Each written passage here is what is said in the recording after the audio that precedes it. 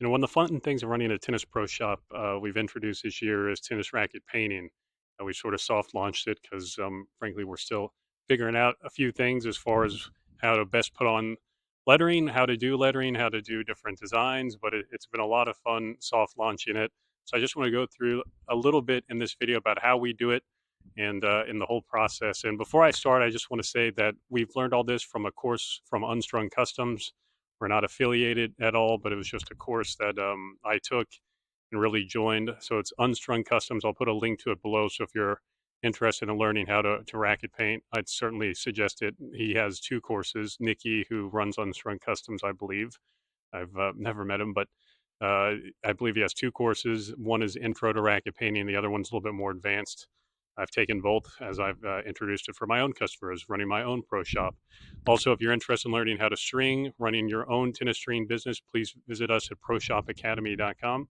And we have courses, consultations that can take you through the whole process for you to monetize your stringing business or learn the tennis stringing skill. This racket is one I've just been practicing on a bit. It's actually the old Pure Drive 107, so the oversized head Pure Drive. And so I'm in Dallas, so I just kind of had fun. This is not the Dallas Cowboy official blue, and this is one I'm not selling for commercial reasons. I just been practicing a bit, but it's actually the Pure Drive 107 because I actually found the grommets. If you do paint tennis rackets, you want to make sure you have the new replacement grommets because you're going to have to remove those and get rid of those and replace them with new ones. So that's very important if you're interested in tennis racket painting to make sure you have replacement grommets that you'll put on at the end before obviously you restring it. So basically, simply, you cut out all the strings, you remove the grommets, you put on masking tape on the grip, and then you can use the same masking tape to create a hook. And the reason why this is important, as you're sanding, as you're painting, you can use this over, put your racket over a hook as it dries. I use my garage. It's really the only space I have, my garage and backyard, to work from, but it's been working out well, at least so far. So you take the racket as it is, and basically you take a sander. I use a 120 grit sandpaper to remove the top layer of paint and the primer underneath. This should not affect the racket playability at all if we do it right. We're just simply removing the paint on top of the original paint and the original designs. And sometimes they have stickers on them you'll have to remove and you'll have to sand. For that is the tough spots, you use your hand with the sandpaper to kind of get in between the creases. I use a mouse sander that has been working out well. I've seen people use pneumatic with the air hose, people who do it on a much larger scale than I do. But using that handheld sander that's electric and using handheld sandpaper to get the kind of cracks and kind of the hard to reach spots.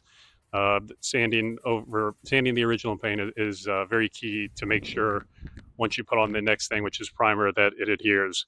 When you sand it, we usually remove about 15 grams total. So if the racket weighs 280 grams, it could weigh 265 grams, give or take. That's one thing why we're soft launching it, because I haven't quite figured out how to make sure it's really close to specs. Because obviously, if someone gives you a 300 gram racket to paint, if you give them back a 320 gram racket, that's a big problem. Or a 280 gram racket, probably better to be under because you can add lead. But so that's one thing why we're soft launching it.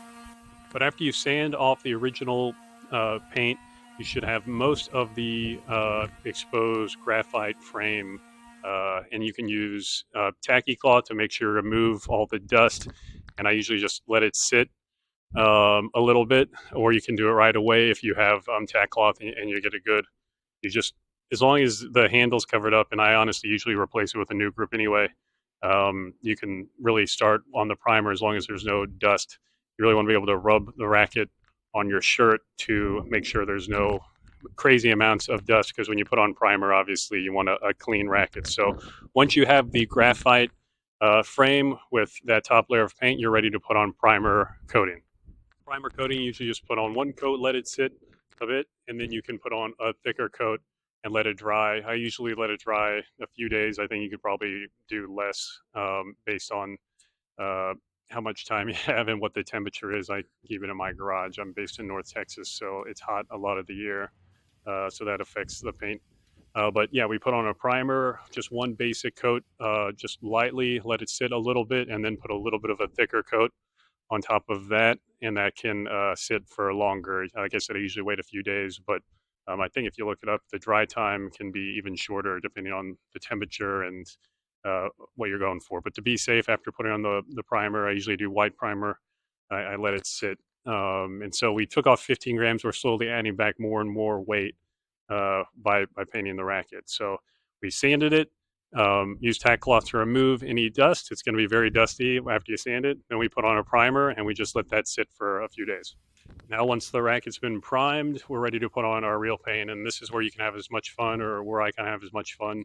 I prefer gloss right now. You can use matte, obviously, or semi-gloss, whatever, but gloss lately has been showing has been working out well, because in sort of pop here, I used a blue, which is glossy, which is popping. We're not done with this racket. And then this white here, I'm undecided exactly what I'm going to do, whether it's silver or white. But that's when you can have fun, and that's just like primer. You can put on a base coat, just lightly, let it sit, and then put on heavier coats, and then you can let that sit for a few days as it dries. So that is always a lot of fun to have as much design as you want. You can do a solid color, blackout rackets we see a lot of pros use, or whiteout rackets we see a lot of pros use, especially if they're in between brand deals.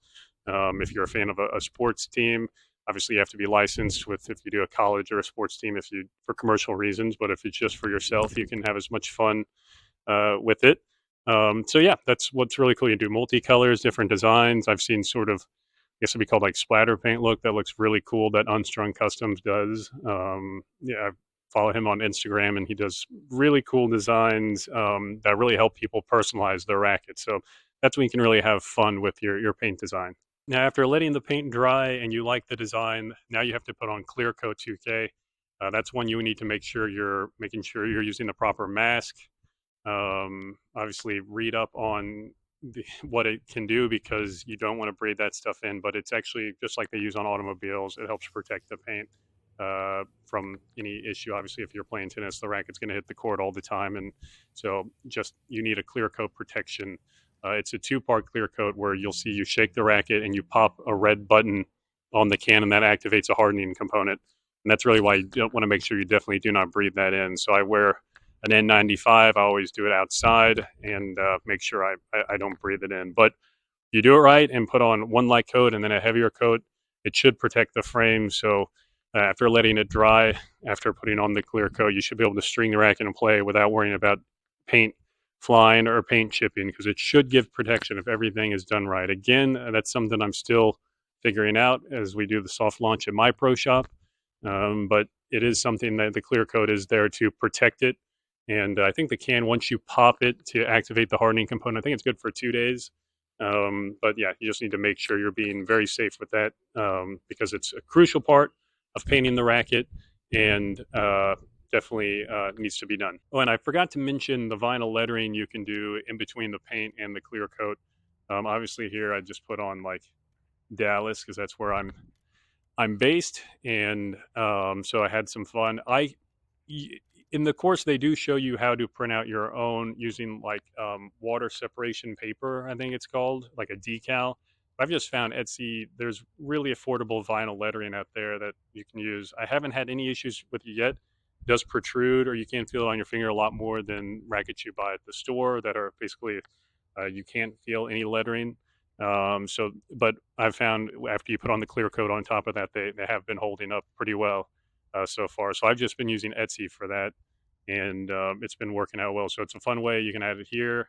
You can start adding the brand here. You can print out a little one with your name on it, or your business, or your kids' names, whatever, and put them on the inside of the racket, and kind of another way to customize it. It's something I've seen on Wilson.com they do for rackets, which I think is really cool, how you can put your name on the inside part of the throat and really make the racket your own. That's really where I got inspiration, because I saw a lot of people with their Wilson rackets that were customized that I thought was really cool. But yeah, so vinyl lettering, our shop uses Etsy to just find a font and a size letter. Usually you don't want to go more than an inch height on the lettering. But yeah, Etsy's been working out well on that. And one last thing we do when we customize is give it back with usually a custom trapdoor will look great. I can do it myself usually just by popping off the top of the trapdoor, but I found like a person in Boston that runs Royal Rackets. I think he does a great job, and he does it well for most tennis rackets. The modern ones, he does have trapdoors that'll work. You can make whatever design you want, something that goes with the overall theme and motif of the racket. Like on this one, I think I'm going to do a blue star on a white background, which I think will look good with this theme. And it really just makes the whole racket pop. You can put your initials, put a small saying of something that reminds you of something when you're out on the tennis court. But usually, if it goes well with the racket, it can really make that racket pop. And I always like once I restring the racket to ideally use a color that goes with the racket frame. So obviously on this, I think a white string would look really cool. And then you can even do a custom stencil, like a star stencil on this would be cool. Obviously, once you play, the problem with stencils, if you play tennis, once you start playing, they usually go away pretty quick. So it looks cool off the gate, but over time, if you play a lot, it'll just sort of wear away. But that being said, like a white string with a blue star goes with this overall theme, obviously. So that'd be really cool as I take the court using this. So, and then I could always re-stencil it or just be okay that it's gone away. So that is how we make the entire racket come together. I hope you've enjoyed this video. Running my own pro shop, it's been a lot of fun to introduce fun things like this to make it stand out a little bit more. I enjoy it, whether it's for commercial reasons or just for fun. It's something I really do enjoy, especially this time of year as people are giving gifts. I think it'd be a really cool idea to give someone a tennis racket that has is customized paint job. That would be cool.